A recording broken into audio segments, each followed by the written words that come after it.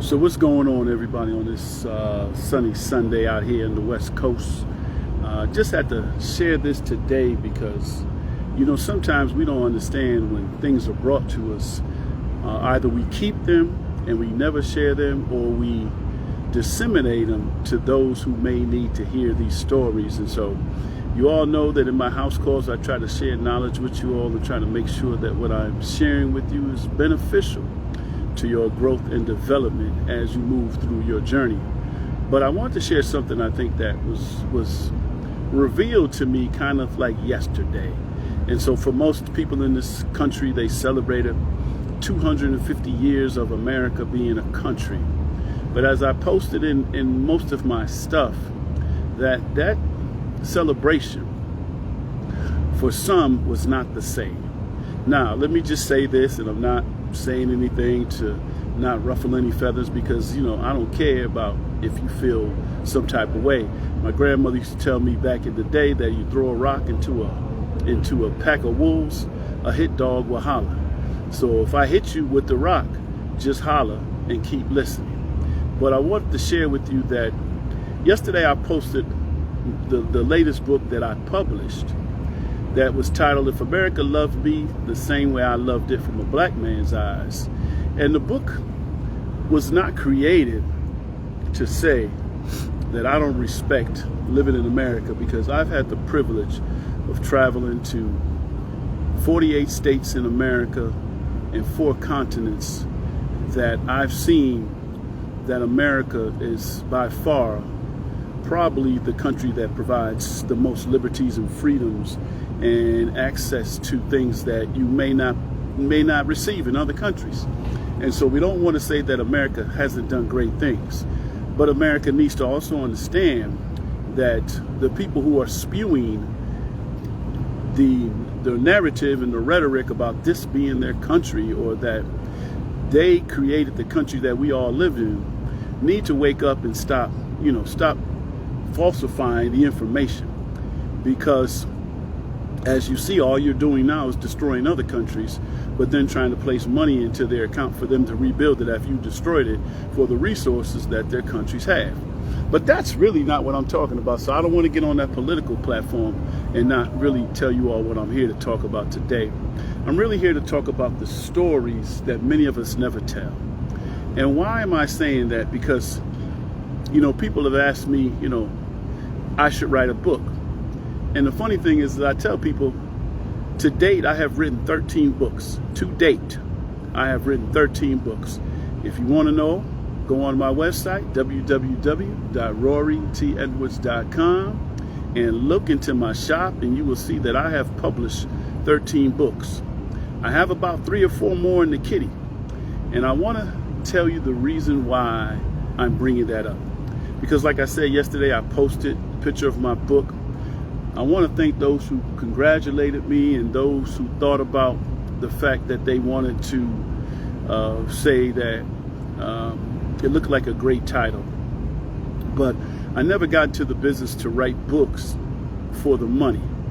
But I did get into the business of writing books to share information with those who may not have been exposed to a lot of information, or those who have been fed false information.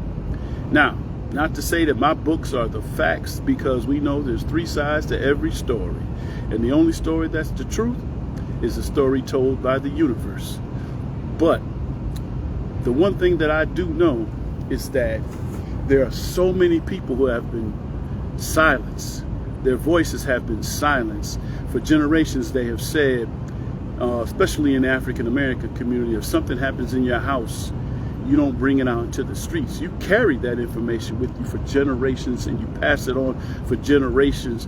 And then you wonder why there's things going on that you can't answer, but you can answer, because you've hidden those pains, you've hidden those hurts, you've hidden those stories, you've hidden those experiences for decades, for centuries, and you never shared your story.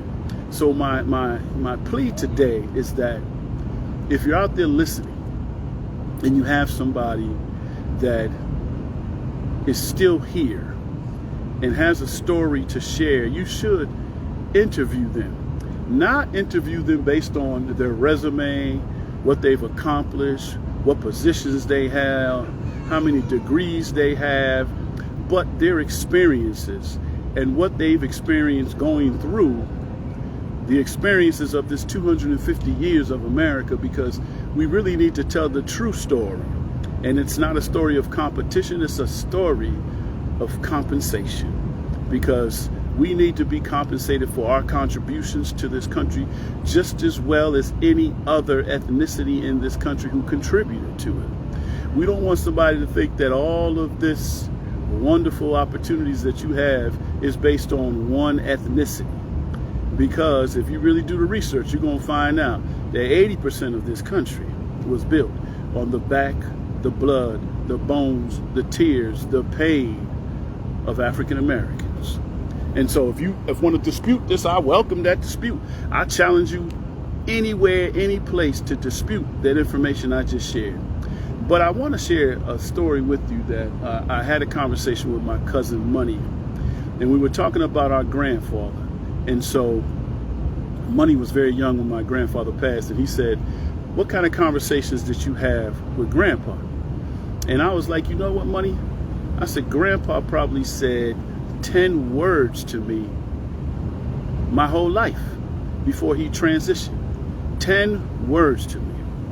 And I know that he had a miraculous journey, because later on his sister shared with me something that represents a tattoo that I have that represents his journey and how he got from Virginia to New Jersey and married my grandmother. But I say that we have people sitting around here. I just reconnected with a friend of mine from school who told me that her mother is 104 years old. And that's a blessing to have your mother around for 104 years old, 104 years. But just think of all of the experiences that she can share, that you can now take and share with your grandchildren, with your great-grandchildren, with your great-great-grandchildren. And I encourage people listening to this. My mother just turned 90, and we need to sit down and talk to her to share some of the stories that she has, because she's had some miraculous stories and miraculous experiences that need to be shared. And we need to share those stories with our children, our grandchildren, our great-grandchildren, because if we don't stop and listen to these stories, we'll never know where we came from, or we'll never know why our present is what it is, and we'll never have a design or a blueprint to prepare our future. And so I say that if you have somebody around, sit down and ask your children, how were you as a parent? What are some of the things that you taught them? What are the things that you did that are changing them from doing parenting the way that you did? Find out how you have grown into a grandparent.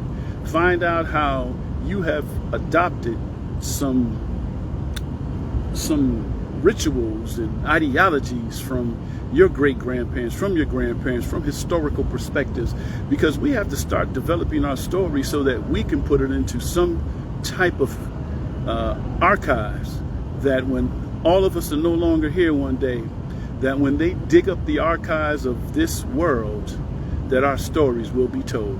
Because we see what this administration is trying to do. They're trying to erase all of the contributions of African Americans. And you can't erase the contributions of African Americans, because you erase the climate and culture of this country.